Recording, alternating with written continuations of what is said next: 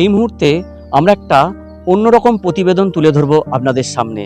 আমরা এখন আছি গ্রামীণ হাওড়ার জয়পুর থানার অন্তর্গত প্রণব মল্লিকের স্টুডিওতে। হ্যাঁ, উনি স্টুডিওই বলেন, কারণ স্টুডিও যেখানে ছবি তোলা হয়, যেখানে ছবির মতো সব গাছেরা থাকে, যাদের সাথে উনি প্রতিনিয়ত কথা বলেন এবং ওনাদের আত্মার কথা শোনেন। জয় গোস্বামী একটা জায়গায় লিখছিলেন, বুকুন আর আমি প্রতিদিন গাছে জল দিই, গাছ আমাদের কবিতা বলে। সেই মানুষটা মগ্নতার পূজারী, তিনি আমাদের প্রণব মল্লিক। আমরা দেখে নেব ওনার এই বাগান বাড়িটা। জয়পুর স্কুলে পড়ার সময় ক্লাস 5-এর ছেলেটি জানলার দিকে তাকিয়ে সবুজ দেখত, সবুজদের তাকে ডাকে। আর আজকে 60 বছর অতিক্রান্ত হয়ে যাওয়ার পরেও সে সবুজের ডাকে আবার ফিরে এসেছে এই গ্রামে, কারণ তিনি সবুজের পূজারী, তিনি মগ্নতার পূজারী। এই মুহূর্তে আপনারা আছেন জাগরণ বাংলা নিউজে, সেই সম্মানীয় ব্যক্তি যিনি প্রণব মল্লিক বলে আমরা জানি, আমাদের বনসাইয়ের প্রতিষ্ঠাতা। এই জয়পুর গ্রামে নতুন করে চিনতে শিখিয়েছে যে বনসাই একটা শুধু গাছ নয়, একটা প্রাণ। বাড়ির বিভিন্ন জায়গায় রাখা যায় এবং এই বনসাই গাছ ওনার দেশে বিদেশে বিভিন্ন জায়গায় স্থান পাচ্ছে। আমরা ওনার সাথে একটু কথা বলে নেব, কেন এত ভালো চাকরি ছেড়ে এই গ্রামে ফিরে আসা কেন? গাছ ভালো লাগতো, ভেবে দেখলাম গাছ নিয়ে থাকলে বেশি শান্তি পাওয়া যাবে। আর গাছ তো আমাদের বাঁচিয়ে রেখেছে, সেই যে বাঁচিয়ে রেখেছে তার কাছাকাছি থাকলে আরো ভালোভাবে বাঁচবো, সেই জন্য ফিরে আসা।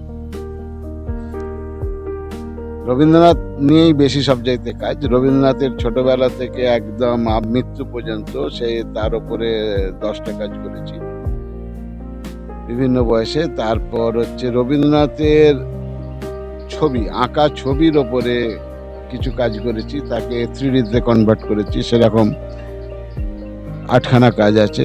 এছাড়া রামকৃষ্ণ পরমহংসদেব, মা সারদামণি, বিবেকানন্দ, নজরুল, রামমোহন রায়, বিদ্যাসাগর, এনাদের আবক্ষ মূর্তি বানিয়েছি। এছাড়া প্রচুর অ্যাবস্ট্রাক্ট কাজও করেছি, সেগুলো সব বাড়িতেই আছে। গুঁড়ি, ফেলে দেয়া কাঠের গুঁড়ি, বা কোথাও দেখেছি গাছের কিছু অংশ পড়ে থাকা, বা নারকেল ছোবড়া, এরকম দিয়ে আপনার যে কাজ আমরা বিভিন্ন প্রান্তে দেখেছি। রসপুর দামোদর মেলা, এদিকে অমরাগুড়ি যুব সংঘ, বা হাওড়ার বিভিন্ন প্রান্তে, দেশের বিভিন্ন প্রান্তে আপনার কাজ চলে যাচ্ছে। যে অকালবোধন দুর্গা ঠাকুরটা করেছিলেন আপনি কাঠের মাধ্যমে, সেইটা সারা ফেলেছিল সারা দেশে। সেই ব্যাপারটা আপনার মাথায় কোথা থেকে এসেছিল, বা এই শিল্পটার প্রতি টান কিভাবে এলো আপনার? ছোটবেলা থেকেই বাটালি ধরার অভ্যাস আমার ছিল।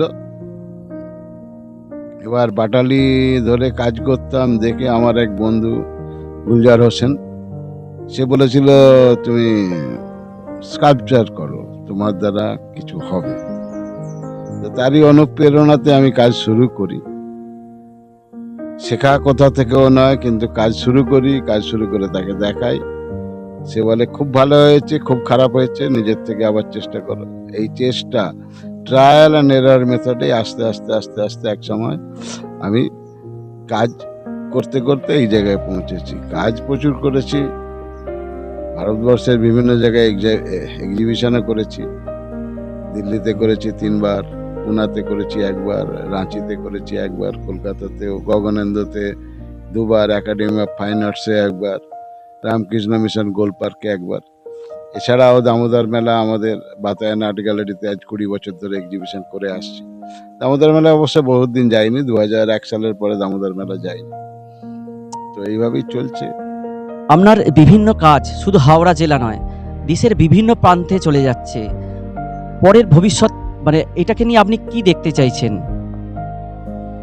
এটা নিয়ে অনেক কিছু দেখার ছিল, ইচ্ছা ছিল, স্বপ্ন ছিল, কিন্তু স্বপ্নগুলো পূরণ হবে কিনা জানি না, কারণ খুবই কঠিন শিল্প।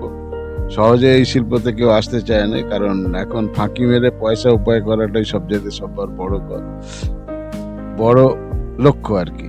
তার ফলে কোনো ক্রিয়েটিভিটিতে ঢুকে যে পয়সা উপায় করবে কিংবা কিছু নিজের এস্টাবলিশড হবে, সেটার চেষ্টা নেই। তার ফলে এটা আমাতেই শেষ হয়ে যাবে, এ ধরনেরই ভয় আছে আর কি। দার্জিলিং বাদ দিয়ে সব জেলাতেই আমার কাজ যায়। আমরা এতক্ষণ ছিলাম মাধাই মল্লিকের সেই বাগানে।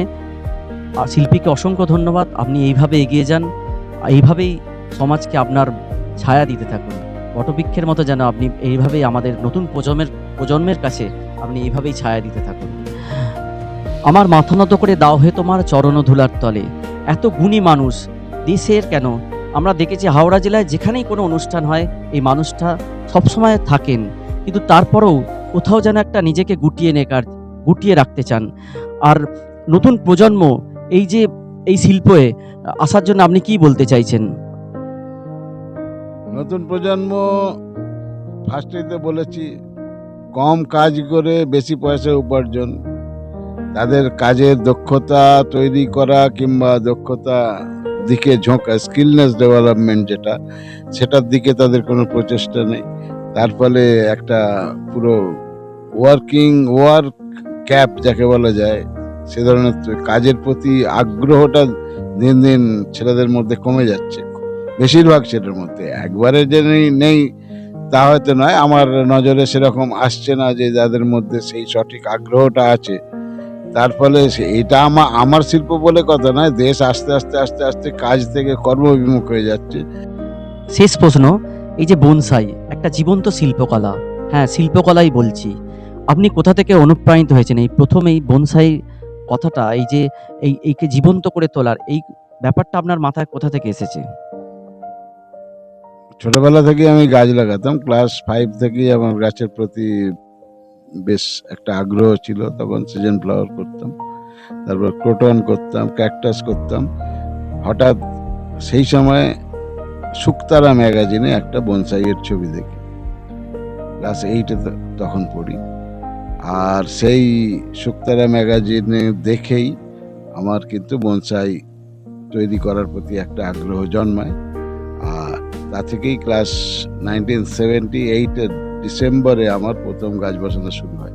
যে গাছটার পাশে আমি বসে আছি, জাস্ট আমার পিছনের এই গাছটি 1978-এ ডিসেম্বরে বসানো গাছ, যার বয়স এখন হয়ে গেছে প্রায় 48। কমফর্টেবল ম্যাট্রেস মানেই RRK ম্যাট্রেস। ওয়ারেন্টি নয়, গ্যারেন্টি দেয় RRK ম্যাট্রেস। ইএমআইতে সোনার গহনা? হ্যাঁ, ঠিক শুনছেন, কারণ প্রথমবার সংসার গোল্ড দিচ্ছে 0 ইন্টারেস্ট ইএমআইতে HUIB হলমার্কযুক্ত সোনার গহনা। মাসে মাসে ছোট কিস্তিতে নিন আপনার পছন্দের সোনার গহনা। সংসার গোল্ড অ্যান্ড জুয়েলার্স এখন আপনার শহর আমতায়, আমতা কলাতলা, গুজারপুর, শ্রীকৃষ্ণ অ্যাপার্টমেন্টের নিচে। ইএমআইতে সোনা এখন সবার জন্য। সংসার গোল্ড, পছন্দ আপনার, সাজাবো আমরা।